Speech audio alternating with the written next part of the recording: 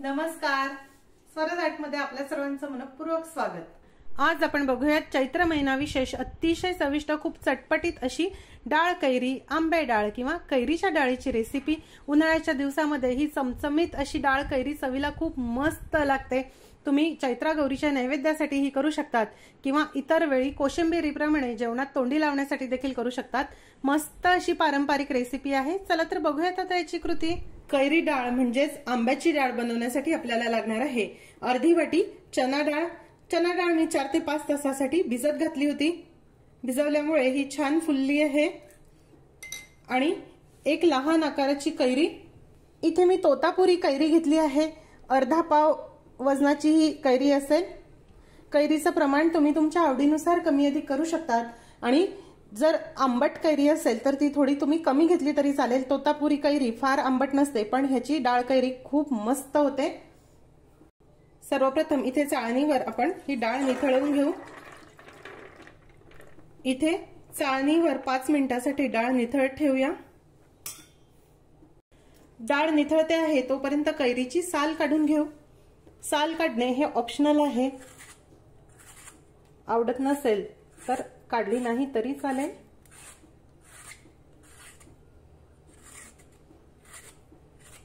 ह्या कैरीचं प्रमाण तुम्हाला किती आंबट आवडते त्यानुसार तुम्ही कमी अधिक करू शकता।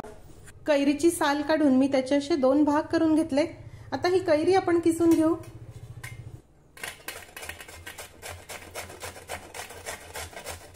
किसणीवर छान बारीक असा याचा किस करून घेऊया।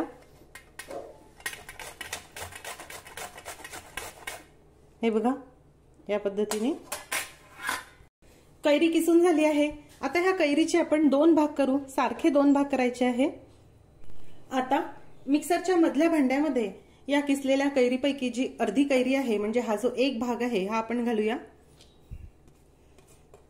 अर्धी कैरी आपल्याला नंतर वापरायची आहे। निथळवलेली डाळ घालूया।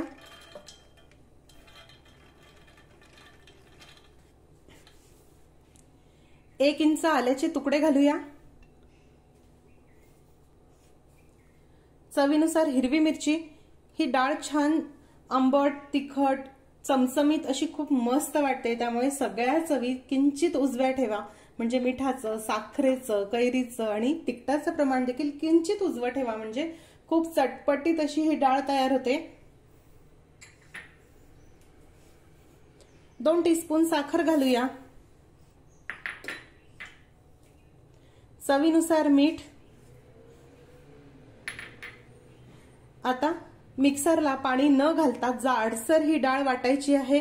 चमच्याच्या साहाय्याने वर खाली करून थोडी जाडसर रवाळ अशी ही डाळ वाटा, पाणी अजिबात घालायचं नाही। हे बघा, अशी जाडसर आणि ओबडधोबड मी ही डाळ वाटून घेतली। ह्याच पद्धतीची आपल्याला ही हवी आहे। इथे पसरट भांड्यामध्ये आता ही डाळ काढूया। आता यामध्ये उरलेली अर्धी किसलेली कैरी घालूया। आपण ही कैरी 2 टप्प्यामध्ये घातली, एकदा वाटताना घातली आणि एकदा अशी वरती किसलेली घालत आहोत, कारण असं केल्यामुळे ह्या डाळीला टेक्स्चर खूप मस्त येतं। वाटलेल्या कैरीमुळे डाळ देखील खूप खमंग होते आणि किसलेल्या कैरीमुळे ह्याचं टेक्स्चर सुधारतं, त्यामुळे ह्याच पद्धतीने करावी। त्यानंतर साधारण स्पून खोवलेलं ओलं नारळ घालूया। भरपूर कोथिंबीर। सर्व साहित्य एक वेळा नीट मिक्स करू।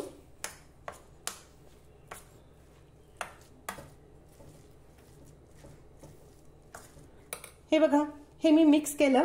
आता आपण फोडणीची तयारी करू। फोडणीसाठी कढईमध्ये साधारण 1.5 टेबलस्पून तेल गरम करायला ठेवलं। ही फोडणी छान चुरचुरीत अशी झाली की डाळ कैरी देखील अतिशय खमंग होते। तेल गरम झालं की त्यामध्ये थोडी मोहरी घालूया।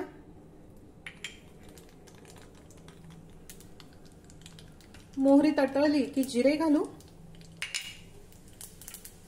2 सुक्या लाल मिरची। पाव टीस्पून हिंग घालूया। अर्धा टीस्पून हळद। आता गॅसची फ्लेम आपण बंद करूया। 7 ते 8 कढीपत्त्याची।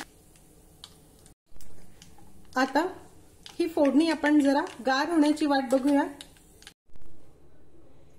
ही फोडणी आता जरा गार झाल्यानंतर आपण ह्या डाळ कैरीवर घालूया। एकदम खूप गरम असताना घालायची नाही, थोडी याची वाफ गेल्यानंतर घालावी।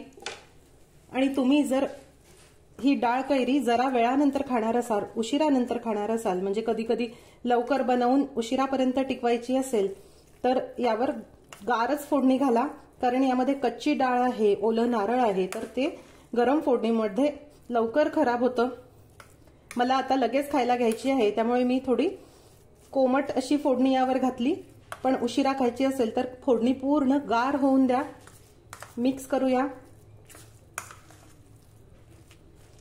प्रत्येक कुठल्याही चटणीचं किंवा कोशिंबिरीचं देखील असंच आहे।